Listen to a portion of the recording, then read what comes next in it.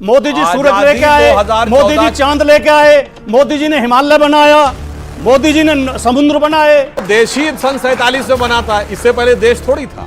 Bharatiya Janata party की मां है जनसंघ, जनसंघ की मां है हिंदू महासभा और आरएसएस। उसकी मां है, ये कांग्रेस की मां कौन है? आज मुझे बड़ी खुशी है। हिंदू मुसलमान में नहीं हो रहा है, हिंदू हिंदू में हो रहा है।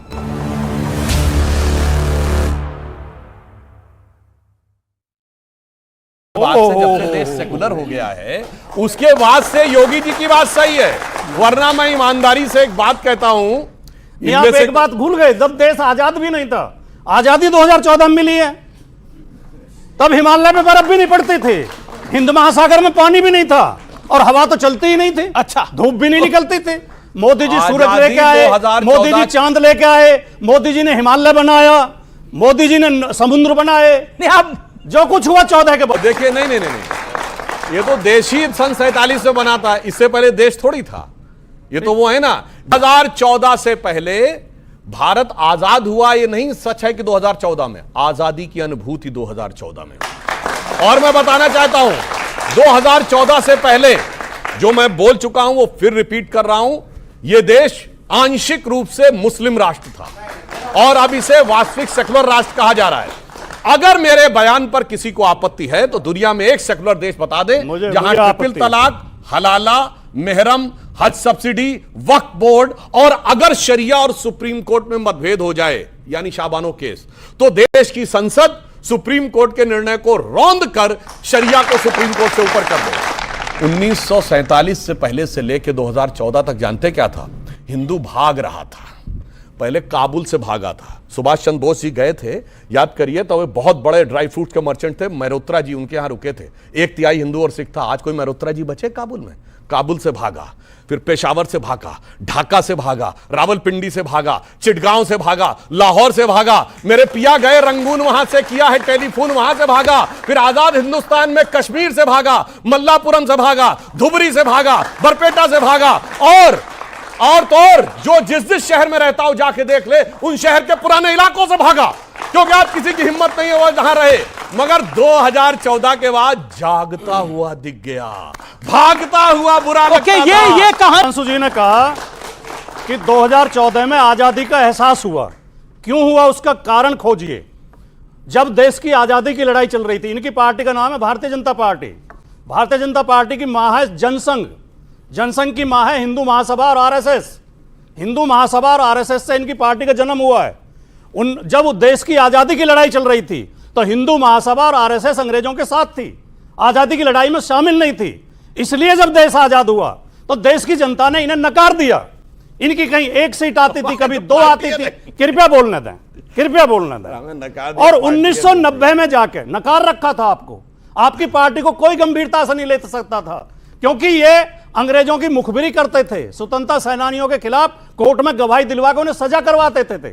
जब भारत का संविधान लागू हुआ, इन्होंने उसका विरोध किया। जब तिरंगा झंडा फहराया गया, इन्होंने उसका विरोध किया। आरएसएस के मुख्यालय पर 2002 तक तिरंगा झंडा नहीं फहराया गया। 2001 में 2 नौजवानों ने जाकर तिरंगा लगा दिया तो आरएसएस ने उनके खिलाफ मुकदमा लिखवाया, जेल भिजवाया उन्हें। भाटी जी, अब क्योंकि लास्ट बोल रहा हूं, जी कृपया, जब 1990 में इन्होंने हिंदू मुसलमान करके, मस्जिद पे प्रहार करके, मंदिर मस्जिद करके और सरकार बना ली, 14 तक में इनकी फुल मेजोरिटी की सरकार आई है, तो इन्हें तब लगा कि अब देश आजाद हुआ है। जब देश सेकुलरिज्म के रास्ते पर चल रहा था, सोशलिज्म के रास्ते पर चल रहा था। इन्होंने पता नहीं, हमारी पार्टी तो बनी 1952 में है, और ये जोड़ दिए जाके उससे पहले हिंदू महासभा आरएसएस थी। आपने कहा आरएसएस की मां है, ये कांग्रेस की मां कौन है?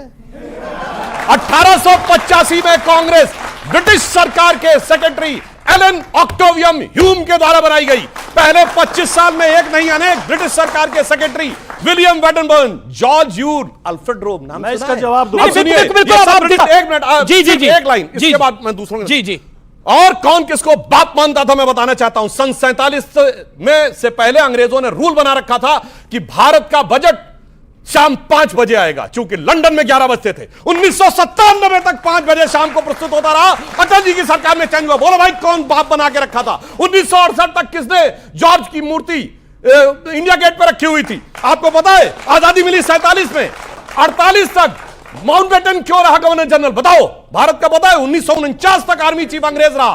कौन? General Francis Roy butcher. आपको पता है कि भारत का एयरफोर्स चीफ 1954 तक रहा, गेराल्ड गिब्स। आपको पता है कि भारत का नेवी चीफ 1958 तक रहा, स्टीफन कार्लाइल। भाई साहब बाप बना। और आपको पता है 1977 तक भारत के सारे एग्जाम सेंट्रल गवर्नमेंट के सिर्फ और सिर्फ इंग्लिश में होते थे। किसने बाप बना के रखा हुआ था? मैं जवाब देना चाहता हूं। मां का जवाब जरूर दीजिएगा। सुधांशु जी इतने परेशान हो गए मेरे तर्कों से अरे कि मेरे बजाय कांग्रेस पे हमला करने लगे। मैं कांग्रेस का प्रवक्ता नहीं हूं, आपका राय। दूसरी बात, क्या ये सब लोग नहीं जानते कि बीजेपी आरएसएस की एक शाखा है? मैंने कुछ गलत कहा? नहीं, बिल्कुल सही कहा। आरएसएस बीजेपी की मान नहीं है क्या? एओ ह्यूम भारत के लोगों को प्रशिक्षित और जागरूक कर रहे थे। कृपया वाक्य पूरा होने दें। तो कोई गुनाह कर रहे थे? भारत में पत्रकारिता की शुरुआत भी एक अंग्रेज ने, ऑगस्टस हिक्की ने की। तो क्या हम पत्रकारों को भी हिक्की का नहीं, बिल्कुल नहीं। क्योंकि बापों की बात हो रही है, किस पॉलिटिकल पार्टी का बाप कौन है? विवेक श्रीवास्तव एक लाइन के अंदर हमारी पार्टी के पिताजी हमारी पार्टी के पिताजी मजदूर हैं। पहले कार्ल मार्क्स और लेनिन, उनकी तो आइडियोलॉजी हम फॉलो करते हैं। आप ये बोलिए ना कि विश्व हिंदू परिषद और बजरंग दल का कैडर नागपुर में गया था और इंस्टिगेट किया। मुझे सब बीएसपी और बजरंग दल ने करा। मुझे मेरे फैक्ट्स इन्हें गलत लगेंगे। ये चाइनीज दूरबीन और चश्मा लगा कर देखते हैं। इन्हें हमेशा मेरे फैक्ट्स गलत लगेंगे। आप पहले बताइए मेरे फैक्ट्स गलत। मुझे बोलने दीजिए, मैं अपनी बात कहूं, मैं उसकी बात आपके बात का उत्तर दूंगा। मैं पहले सीधा बोल दीजिए मुसलमान बुरे हैं। ये अधिकार है, बोलिए आप। तो हिंदू जाट है, गुजर है, यादव है, पंडित है, ब्राह्मण है, दलित है, वाल्मीकि है।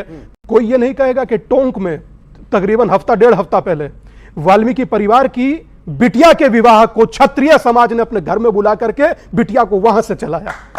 नहीं कोई बोलेगा। क्यों? क्योंकि उसे बताएंगे तो एजेंडे पर पलीता लग जाएगा, और पलीता लगवाना नहीं है। तो मैं रोचक बात यह कह रहा हूं कि भाई साहब अभी कह रहे थे कि मुस्लिम में तो जाति नहीं होती। अच्छा, रोचक यह है दिन के उजाले में आप लोगों के सामने गूगल नेटवर्क सब लोगों के पास है। एआई के युग में झूठ बोलते हुए शर्माते नहीं है।